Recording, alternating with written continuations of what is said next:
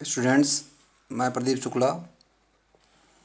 ये relation and function class 12th के मैं 4th वीडियो डालने जा रहा हूँ। इसमें आप लोगों को टाइप ऑफ फंक्शंस के बारे में बताएंगे। और आप जानते हैं कि फंक्शंस 2 टाइप के ही मेनली होते हैं, एक रियल फंक्शन और फिर होता है रियल वैल्यूड फंक्शन दूसरा पार्ट। रियल फंक्शंस में इसकी प्रॉपर्टी क्या होती है कि इसका डोमेन और रेंज दोनों ही बेटा subset of the real number होता है, जबकि रियल वैल्यूड फंक्शन में आपकी जो कंडीशन होती है वो सिर्फ आपके रेंज पर होती है, और रेंज जो होना चाहिए वो आपका सबसेट होना चाहिए रियल नंबर का। आपको रियल फंक्शंस में बहुत सारे फंक्शंस बताए गए हैं, जैसे आइडेंटिटी फंक्शन हुआ, कांस्टेंट फंक्शन हुआ, मॉडुलस फंक्शन हुआ, सिग्नम फंक्शन हुआ, ग्रेटेस्ट इंटीजर फंक्शन हुआ, लॉग फंक्शन हुआ, एक्सपोनेंशियल फंक्शन हुआ, एक्स्ट्रा। इन सब के बारे में आपको नॉलेज होगी, हम समझते हैं। अब इन फंक्शंस में कुछ खास फीचर्स होते हैं, उनके बारे में हम लोग डिस्कस करेंगे आज। स्टूडेंट्स, इन फंक्शंस में कुछ खास फीचर्स होती हैं, जैसे आपका फंक्शन 1 और मेनी 1 कब होगा।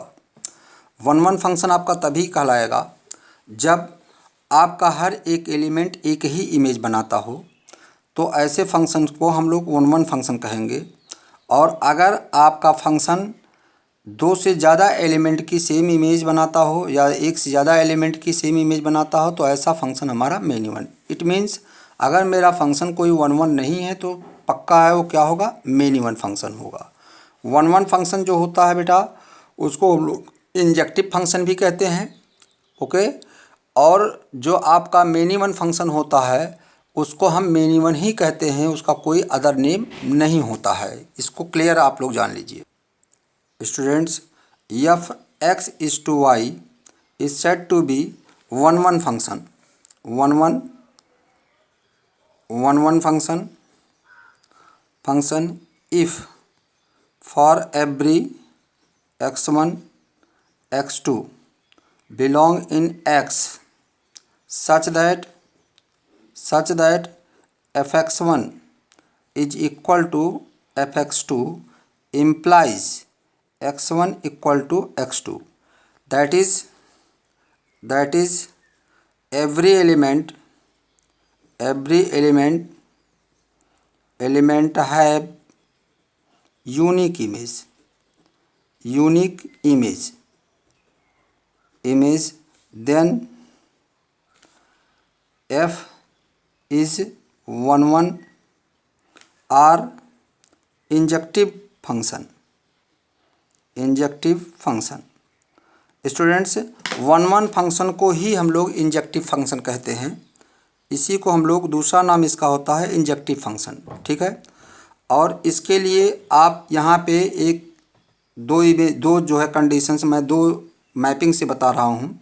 आपका हो गया मान लीजिए ये, और यहाँ पे ये हो गया a, या x भी इसको ले सकते हैं, इसको y ले सकते हैं।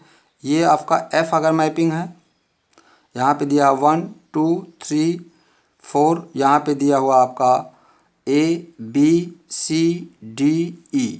तो आपका 1 का इमेज a है, 2 की इमेज b है, 3 की इमेज c है और 4 की इमेज e है। ऐसा भी फंक्शन होता है, तो इसको हम 1 कहेंगे क्योंकि हर एक एलिमेंट का एक ही इमेज है, ठीक है। That is your first example. और दूसरा एग्जाम्पल भी आप ले सकते हैं यहाँ पे इस तरीके से। ये हो गया आपका, यहाँ पे ये x है, y है, इसको भी हम f कह सकते हैं। f इस टाइप का भी हो सकता है।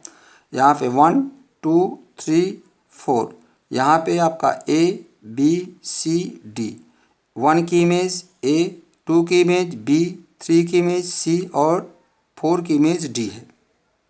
इन दोनों में डिफरेंस क्या है? यहाँ पे स्टूडेंट्स, ये आपका डोमेन हुआ, जो सेट ए हुआ ये आपका डोमेन हुआ, आपको मालूम होना चाहिए।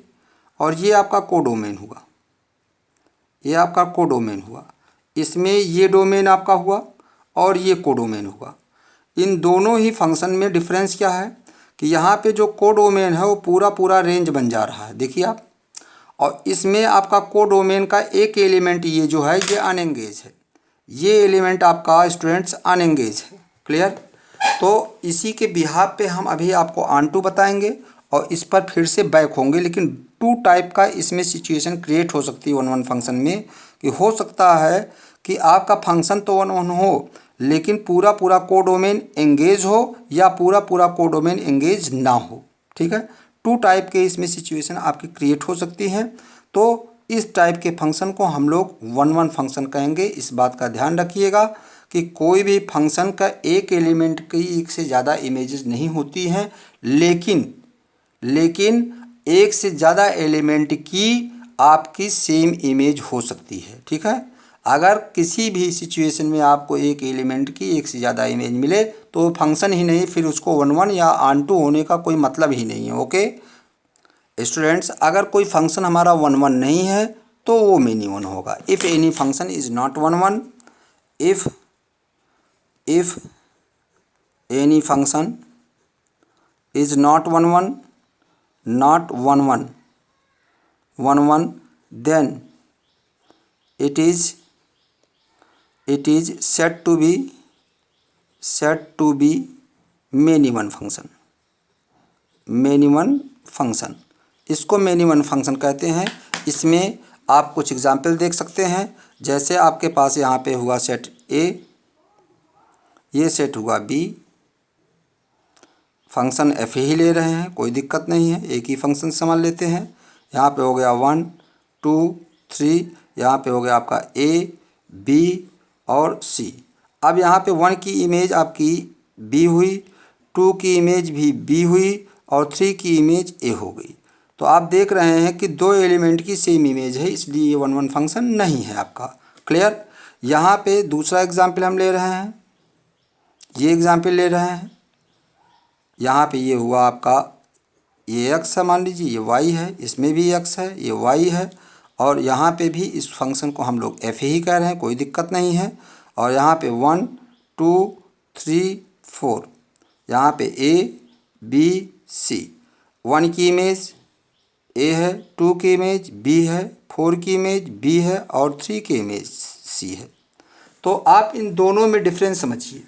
यहाँ पे आपका ये भी फंक्शन आपका मेनी वन है और ये भी फंक्शन मेनी वन है, दोनों ही फंक्शन मेनी वन है, लेकिन दोनों में डिफरेंस क्या है? यहाँ पे पूरा पूरा जो आपका कोडोमेन है वो एंगेज नहीं है, क्योंकि इसमें C एलिमेंट जो है वो अनएंगेज है, आप समझिए। और ये जो दूसरा एग्जाम्पल लिया है, इसमें सभी हमारे एलिमेंट जो कोडोमेन के हैं वो एंगेज हैं। क्लियर? आपके सभी एलिमेंट इसमें एंगेज हैं। तो दो सिचुएशन मेनी वन में हो सकती है। हो सकता है कि आपका कोडोमेन जो हो रेंज के बराबर हो सकता है कोडोमेन आपका रेंज के बराबर ना हो। अगर हर एक एलिमेंट कोडोमेन का एंगेज होएगा, जैसे इस केस में है, तो आपका कोडोमेन रेंज के इक्वल हो जाएगा। इसमें नहीं है तो कोडोमेन आपके रेंज के इक्वल नहीं, क्योंकि रेंज आप जानते ही उतने ही एलिमेंट से बनता है जितनी इमेजेज होती हैं। यहाँ पे आपकी इमेज केवल A B है, यहाँ पे इमेज A B C तीनों हैं। ठीक है, और जो सेकंड सेट होता है हमारा वही कोडोमेन होता है।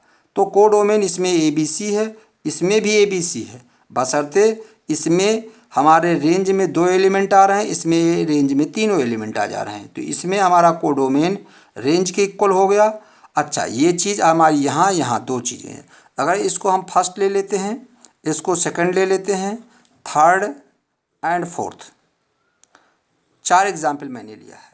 तो आप देख रहे हैं कि आपका फर्स्ट और फोर्थ में कोडोमेन इक्वल टू रेंज आ रहा है।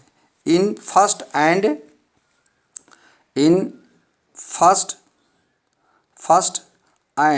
Fourth codomain is equal to range, और बाकी 2 में कोडोमेन इक्वल टू रेंज नहीं है।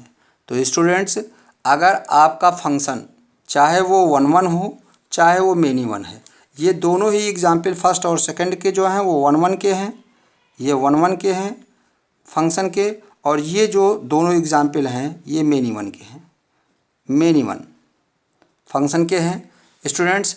और इन दोनों ही 1 1 या मेनी वन में केवल आपका ये केस जो है और इसमें ये केस, ये दोनों में ही कोडोमेन इक्वल टू रेंज है।